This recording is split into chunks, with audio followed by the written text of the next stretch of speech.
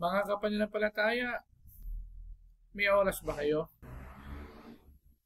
Tara, samahan ninyo akong pag-aralan at pagnilayan ang mga salita ng Diyos.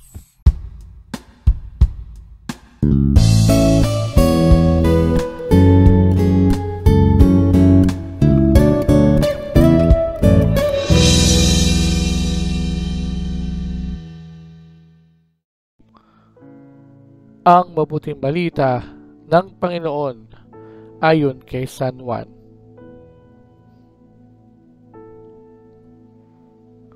Noong panahon iyon, sinabi ni Jesus sa kanyang mga alagad, kung paanong iniibig ako ng Ama, gayon din naman iniibig ko kayo.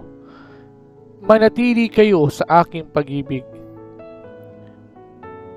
Kung tinutupad ninyo ang aking mga utos, mananatili kayo sa aking pag-ibig.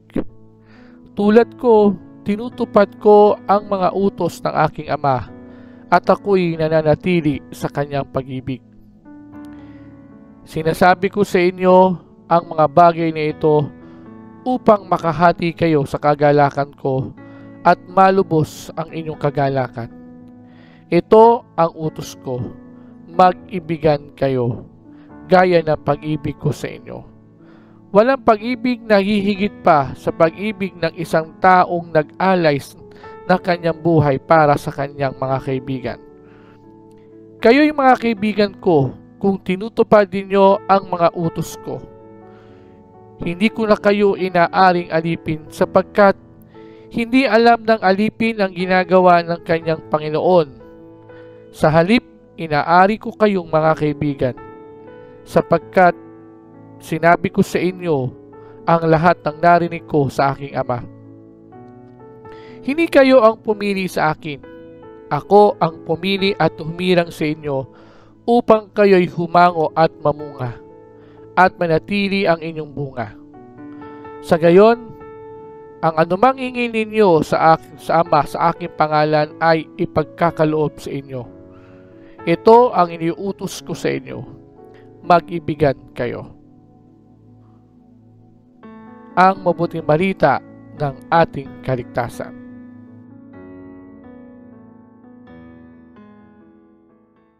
Nag-umpisa sa pagmamahal, nagpatuloy sa pagmamahal, nagtatapos sa pagmamahal. Mga kapananampalataya, tayo ay nasa ika-6 na linggo sa muling pagkabuhay ng Panginoon. Kung ating mapapansin sa mga pagbasa noong mga nakaraang linggo, ipinapakita sa atin ang kagustuhan ni Jesus na tayo ay manatili sa piling niya. Na mawawalang saysay ang lahat sa atin kung hindi tayo nakahawak, kung hindi tayo nakakabit sa Kanya. Ito ay dahil sa labis na pagmamahal sa atin ng Panginoon. Ang kahulugan ng kanyang pagpapakasakit at pagkamatay sa krus. Kung kaya ginagawa niya ang lahat para tayo ay tuluyang manatili sa Kanya at ating maramdaman ang Kanyang lubusang pagmamahal sa atin. Nakapalit ay tuluyang pagyabong, paglago at pagbubunga ng ating buhay.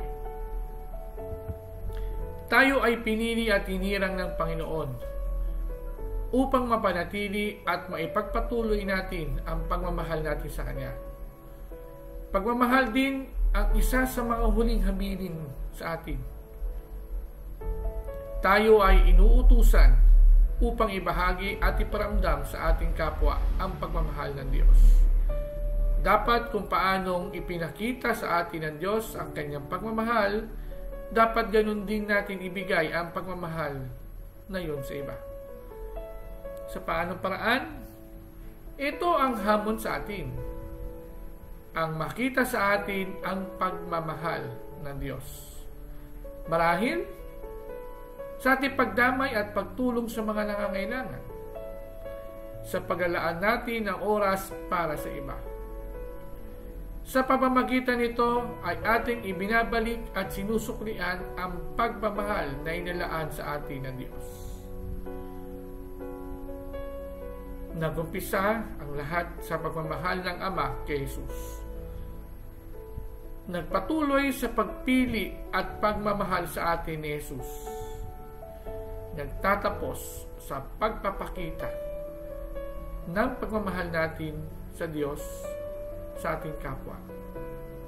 At ito ang ating maisusukli o may gaganti sa pagmamahal na ibinigay sa atin ng ating Panginoong Jesus.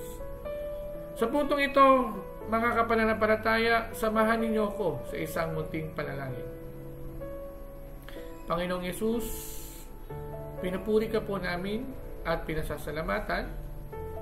Maraming salamat po sa iyong pagmamahal. Maraming salamat po at ito ay inyong ipinadama sa amin.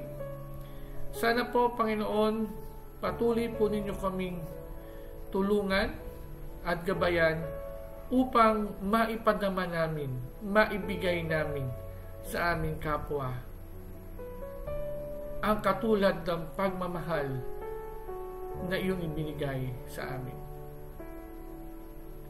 Hinihiling namin ito sa pangalan ni Jesus na aming Panginoon, kasama ng Espiritu Santo at ng Diyos Ama magpasawalang hanggan. Amen.